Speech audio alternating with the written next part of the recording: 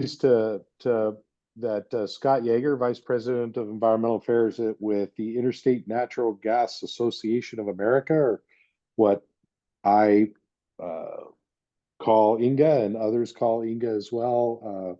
We've had a long relationship with INGGA over the years, the couple decades that I've been around, and are a great partner in our industry. And of course, the pipelines are we can't do anything without them. So we really appreciate Scott being here.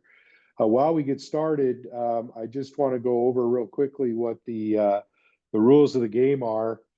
So first of all, your microphones are muted. Well, if you have questions, please post them in the chat. I will be monitoring the chat.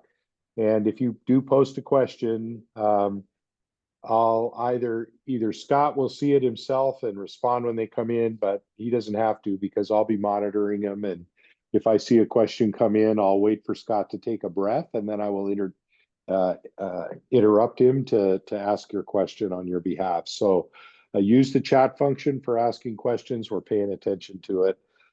We are recording this, and this will be on our YouTube channel, posted probably later today.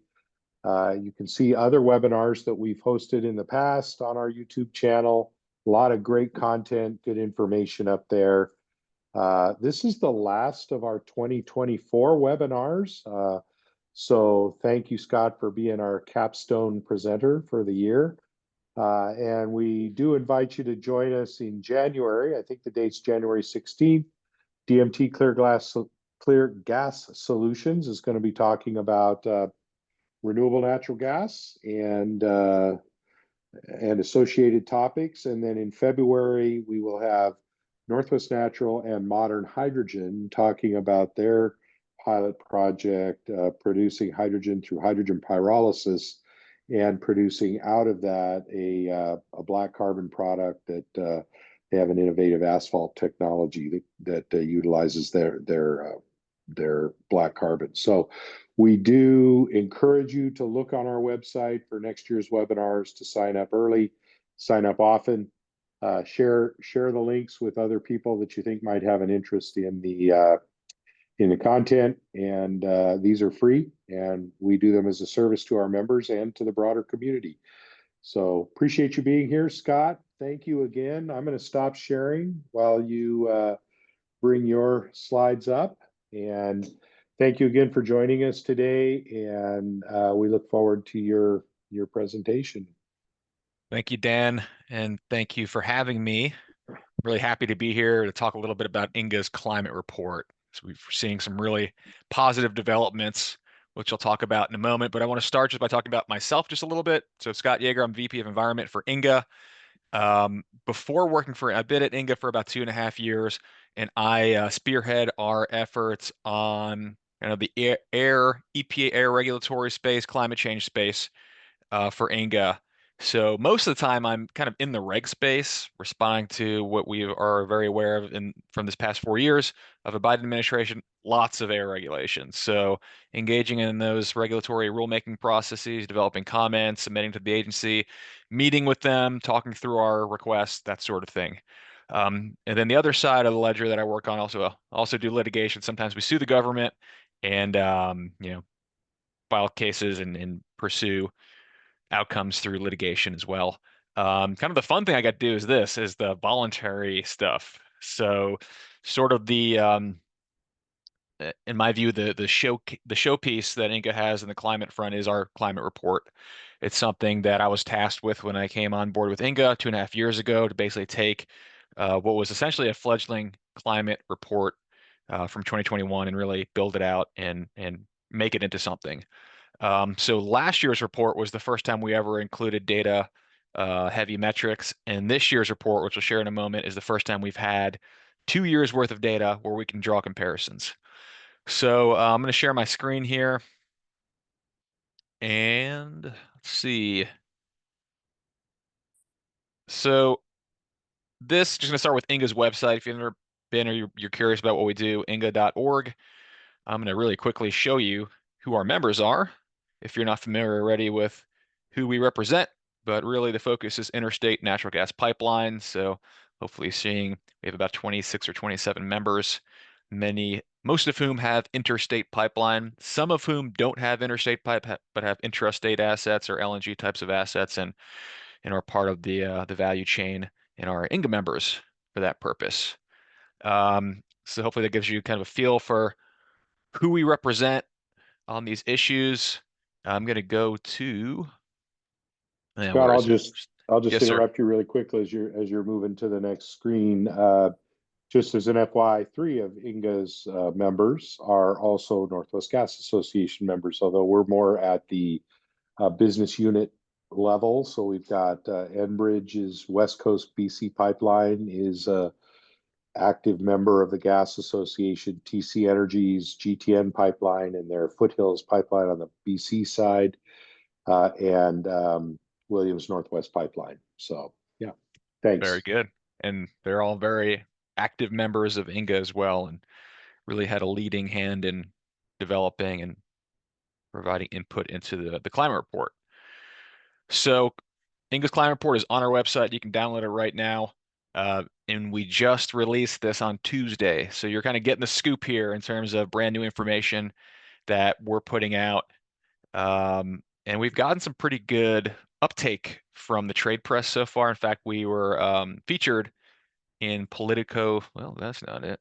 Politico Pro's Morning Energy report on Wednesday morning. So that's pretty exciting. If you're not familiar with Politico Pro, in my view, they're kind of the preeminent DC Beltway trade press media source for anybody in the politics or policy world. So pretty fun hit for us. Okay, so here is climate report. And like Dan said, if you've got a question or a comment, feel free to raise your hand or add it to the chat box. I'm not going to be able to see it, so Dan, I'll rely on you if those pop up, and happy to address them. But I'm going to walk through this at a very high level in terms of what we publish in the report, what we're seeing, and then we'll talk about really. All right, so here are my three things. We're going to talk about what the climate report says, number one. Number two, I'm going to talk a little bit about how we develop the data that's underpinning the report. And then number three, I'm going to talk about how INGGA is using this report in our advocacy efforts in DC. So that's sort of a roadmap for this discussion. So let's start with what we found in the 2024 climate report. I'm going to kind of scroll through it and get to the good stuff and hone in on it. So really three big metrics that we report in the climate report. Number one is methane intensity. And number two is total absolute methane emissions. And number three is this GHG scorecard that we've crafted. So in terms of what this captures is we tried to go after every INGGA member that has interstate assets. So off the bat, I believe that's 21 member companies have interstate assets. Of those 21 companies, 19 of them opted to provide their GHG data into this process to be collected and aggregated to like the INGGA level. So our methane intensity here is for this year, it's 0.075% methane intensity, which is a pretty darn good number. And that's even an improvement over last year's methane intensity, which is 0.087. So if you're familiar with the space, you know about intensities. I don't need to explain this at all, but to give you, if you're kind of new to what this means, and intensities, basically methane intensity is a measure of how productive we are as a function of throughput. So in other words, how much we're emitting as a function of our gas that's being conveyed through pipelines. So essentially, we're over 99.9% methane efficient as INGGA members as a whole. That's really darn good. And by way of this data, getting better year to year. So um, that's a really a great achievement for us to hold up as an industry and to talk about and to get out there. And I'll kind of talk about a little bit later on how we're getting that information out there. But that's methane intensity, so 0.075%. And there is a question is like how much better than that can you get? That's pretty darn good as a basis of comparison. If you look at the Inflation Reduction Act, which mandated the waste emissions charge, Congress picked a threshold from which transmission and storage facilities would have to pay a fee to the government.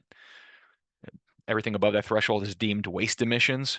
So that threshold for our sector is 0.11, 0.11, right? So compare that to what we found in this report.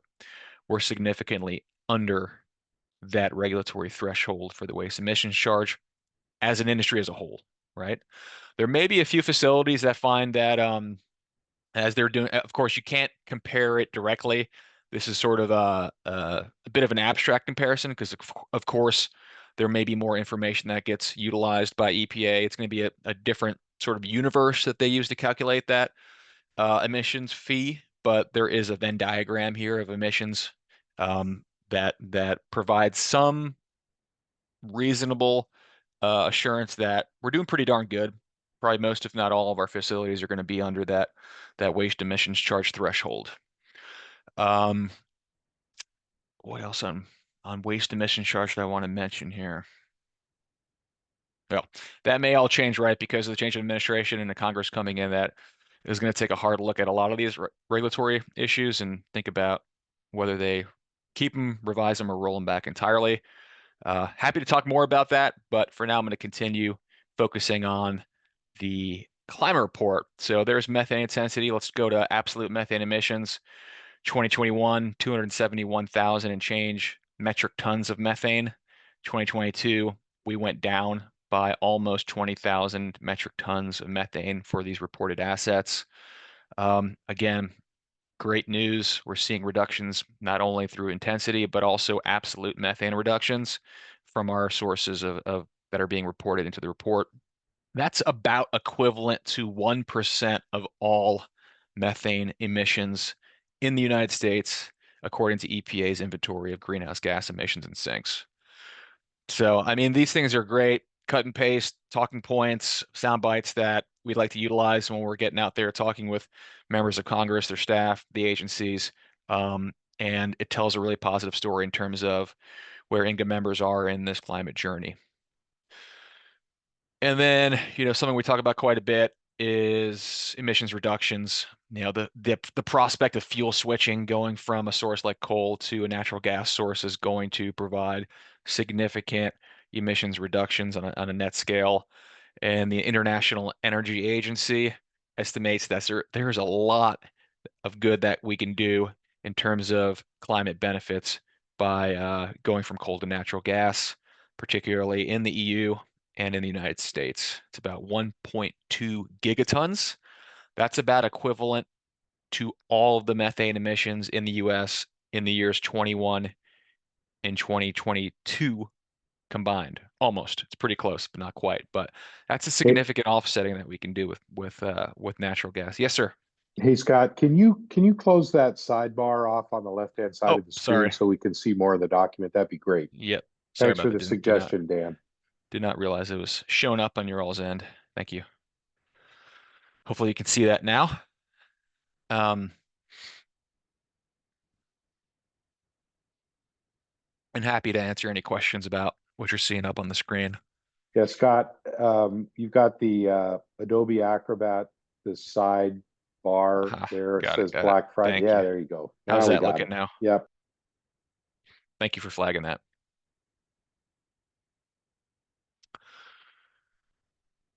So just to recap, kind of the three items that we talked about: methane intensity looking really good, total methane getting better year to year, emissions reductions. We can have some significant offsetting of emissions by just getting more gas out there and supplanting dirtier sources of fuel. And then what I want to talk a little bit about now is our GHG scorecard. So INGGA has these GHG emissions commitments. I think there's about 10 of them total now. Most of them are methane related, and it's specific either practice or technology adoption commitments. So, for example, we have a commitment regarding doing leak surveys on pipelines. We have a commitment about doing leak surveys on compressor stations. We have a commitment regarding blowdowns. We have a commitment, and kind of the list goes on. So just to give you a bit of a flavor here, and they're all kind of scoped towards reducing emissions and really reducing emissions mostly from methane, but there's also a CO2 reduction commitment as well that's committing to reducing CO2. So I'm giving you a flavor for what we did with those commitments is take that and then put it all into essentially like a high school report card format. And the idea was, well, as an industry, we're making all these commitments. How are we doing in actually achieving those commitments? And that's what the scorecard does here. And now you can see for the first time we have 2 years worth of data to show how we're doing. And again, each row is one of the INGGA GHG emissions commitments. And then this column is from last year, how we did. And the column to the right here is for our most recent year of data. So you can do a direct comparison year to year. And what it's showing is that we are now exceeding INGGA's commitments on several important categories, including this top row here for pipeline leak surveys and repairs. We're also exceeding INGGA's members are exceeding INGGA's commitment on pipeline blowdowns, and we're exceeding our commitment, and we were last year as well on information sharing. So Beyond, Scott, yes, sir.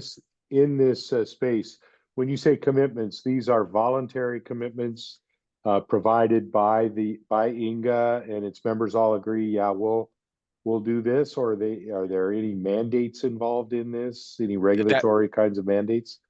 Dan, that's absolutely right. These are voluntary commitments that INGGA members have agreed to taking on to reduce emissions. Now, the second part of your question, whether there is mandates in here, um, I think some of the commitments, like aspects of it, could be regulatory compliance. But by and large, most of this is voluntary, going above and beyond. Now, what complicates my statement now is that all of these federal regulations that have come on board in the last couple years, some of which have essentially caught up to INGGA's voluntary commitments. So that's something that INGGA's Environment Committee is going to need to discuss and think about in future iterations of the climate report to determine whether or not we need to ratchet up or, you know, expand or make more stringent any of these voluntary commitments in light of what is now a federal regulatory space that has essentially caught up to our voluntary commitments. Now, if you really want to play 3D chess with that, it might change again with the incoming administration. So there is some thought to, hey, let's stick to what we've all agreed to and just show progress on that, regardless of where the regs are at. Certainly, we need to be at least as stringent as what the regulations require, but let's stick to what we've agreed to and show how we're doing and meeting those commitments so that we can have some consistency year over year in what we're showing in this scorecard. That was a really complicated way to try to answer your question, but it's a good question and it's complicated. But Yeah, hopefully that shines some light on some of the thinking behind the commitments, the intention when we first committed to these years ago, and where we're at today in light of a changing regulatory landscape. yeah, that's super helpful. Thank you, Scott. And so beyond these areas where we're now exceeding commitments, there's areas you can see we are meeting commitments. There's areas where we're just not meeting the commitment, and we've barely scratched the surface on it. And I think the point of this is that we're now learning that about ourselves, and we're being transparent about it. And I think there's an acknowledgement that there's value in being transparent about the journey, right? We're not all going to be doing 100% on year one. We're not all going to be doing 100% on year two. This is about showing where we're at as a whole, which helps us, number one, understand where we're at so we can kind of identify areas that need to be shored up and shows the rest of the world that this is how we're doing, which is, the INGA board is deemed to be a valuable aspect of what we're doing as a trade association is just being transparent. So this is where we're at today. I think also what's important too is that we haven't gone backwards in any of these categories. So we're either kind of staying static, we're kind of at the same level as we were last year, or we're going beyond that. In none of these categories are we going backwards. And that's a really good thing. Any questions about the scorecard? Comments on it? And this is all kind of undertaken. Maybe I'll just get a little bit into the kind of the how we did this. So this scorecard in particular, it is a voluntary survey that each member fills out and completes that informs how we rate each category. We aggregate it, and then that is what the score is. Um, it's all not done by INGGA, so INGGA contracts with outside consulting service. INGGA is firewalled from company-specific data intentionally, and it's all sort of handled through the outside environmental services contractor to collect, aggregate, and ensure that this data is accurate. And then we have a separate consultant come in and do a verification of that process. Um, Going back to the methane emissions, the intensity, and all that good stuff, that was done through INGGA members providing their data to our contractor, them aggregating it, kind of similar process. But let me talk a bit about the scope of the data. So we follow the Natural Gas Sustainability Initiative, or NGSI protocol. You guys may be familiar about that with that because it's a co-product of the American Gas Association and the Edison Electric Institute. So they developed the NGSI protocol. It's essentially a methodology for how you do GHG reporting on a company by company basis. So essentially, we use all the sources that NGSI mandates. That means we use basically all the EPA required sources, as well as sources that are below the EPA reporting threshold, which if you're familiar with the greenhouse gas reporting program, it's 25,000 metric ton CO2 equivalent threshold. So facilities that are emitting more than that, they are required by law to report that to the EPA. Facilities that are emitting less than that threshold do not report. But under the NGSI protocol, all facilities report.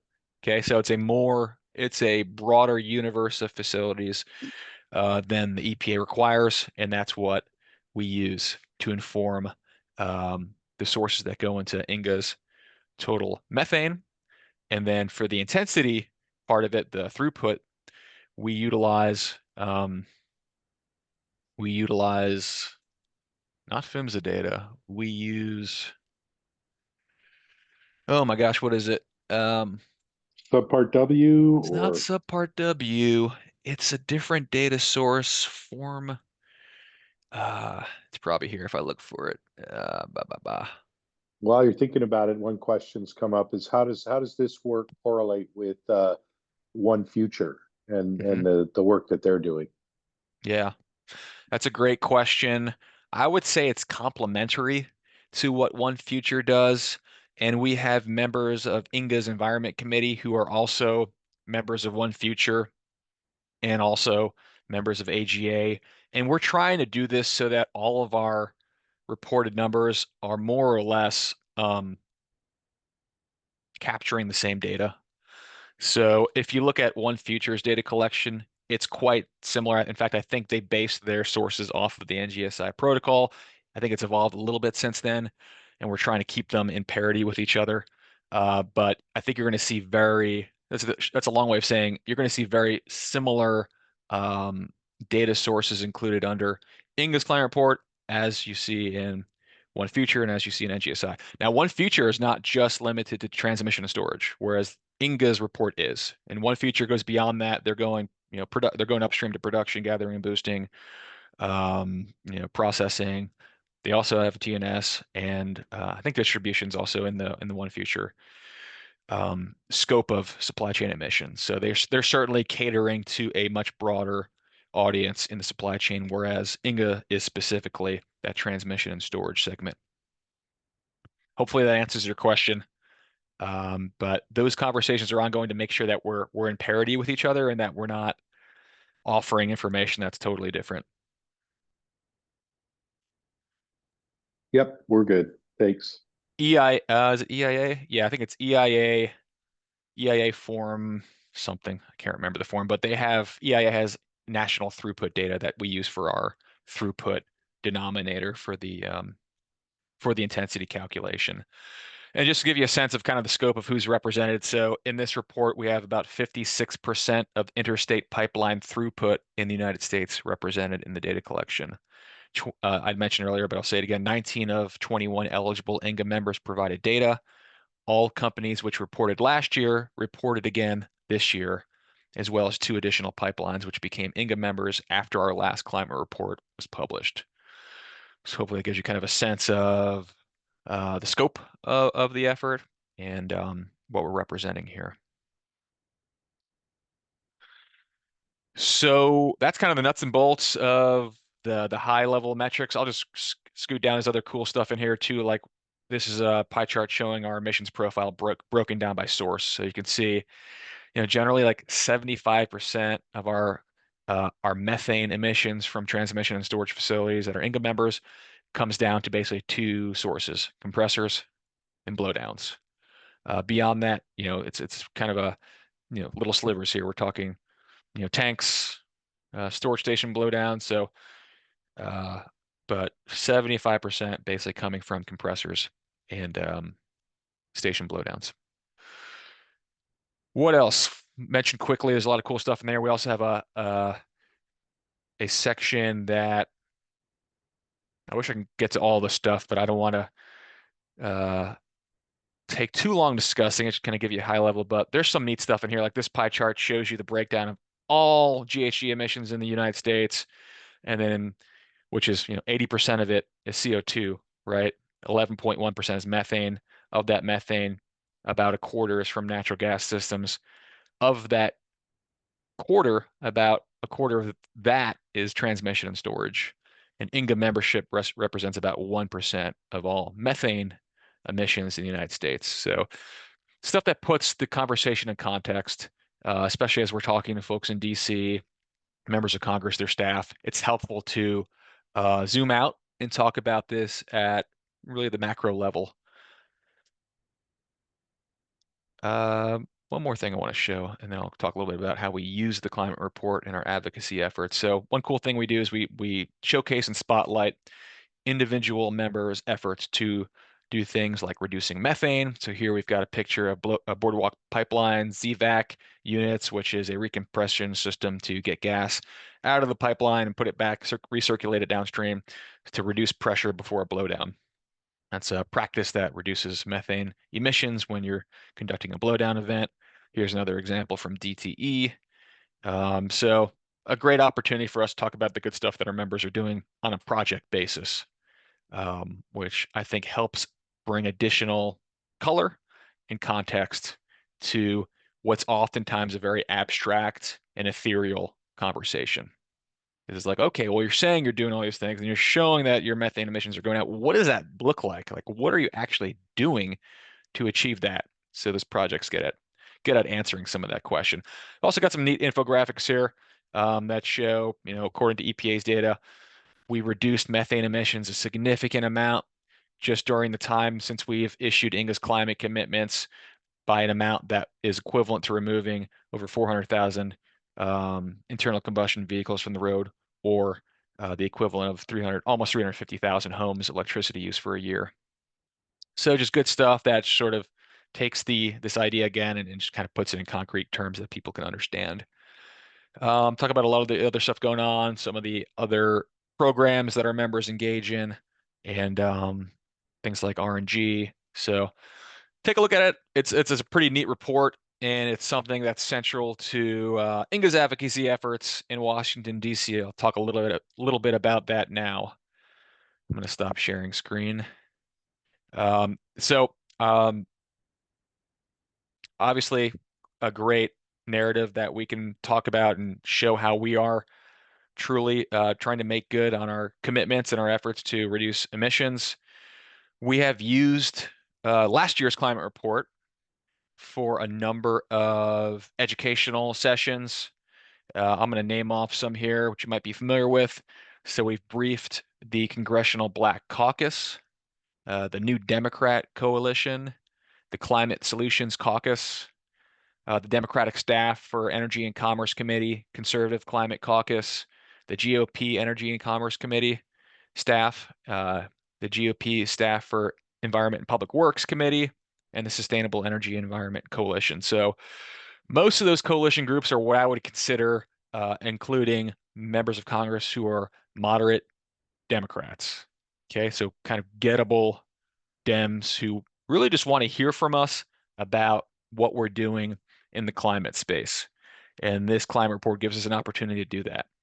The others I mentioned in there are committees of jurisdiction that put forward legislation that can be in fact impactful to our space. So I mentioned EPW; they have oversight over everything from the Clean Air Act, Clean Water Act, and others. And then Environment, Energy and Commerce, also, of course, a very important committee for INGGA members and the value chain as a whole. So these are really great opportunities just to build relationships with members of Congress that we perhaps have not had an opportunity to go and talk to yet, telling a really positive story about what we're doing to reduce emissions. And they've been very successful so far. We've gotten really good response and feedback. In fact, our head lobbyist has told me that it's opened up doors for him to go in and talk to other folks in that on topics that he wouldn't have been able to talk about otherwise on things like permitting reform. So it's been a really great door opener and really uh, getting us to the table to have some discussions about important issues that we wouldn't otherwise have. So we're pretty proud of what we've been up to. We're really proud of what our members have been doing in terms of reducing emissions. We're happy to showcase that in the 2024 report. Like I said, it just got published on Tuesday.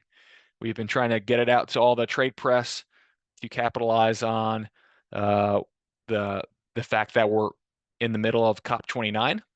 Uh, I wonder what you all think, but I have not heard a lot about COP29 this year. It seems that it's sort of all been suppressed by the fact that the Trump administration is coming in and what that means in terms of, international climate efforts. Um, so, but overall, we're continuing to showcase the work that our members are doing to reduce these emissions, and we're happy to be able to continue doing that today. And I'm looking at the chat screen here, and I'm seeing Dan, you asked, does the 11% take into account the weighting factor of CO2e? So I think are you referencing the 11%, like the slice of the pie for methane? So it does not, I think it's on a pure volume. That chart was a pure volume basis. So it did not like take methane and convert it to CO2e. I think it was just a straight methane uh volume versus a straight CO2 volume. If you were to convert that methane to a CO2e basis, I think it would be bigger. I might have to double check that. It might actually be weighted already. So let me let me pull open the report and see what it says. It might be answered in there, but um let me check. Let me double check here. So yeah, I think so. So it's based on EPA's inventory, and That's I think it's I CO2e. Pretty think it's sure it's weighted. CO2e. Yeah. Yeah. Okay. So it's already weighted for CO2e. So there you go. Vast majority is coming from CO2. A sliver of it's coming from methane, but it's a potent sliver. And then the rest is these really potent HFCs, nitrous oxide. Uh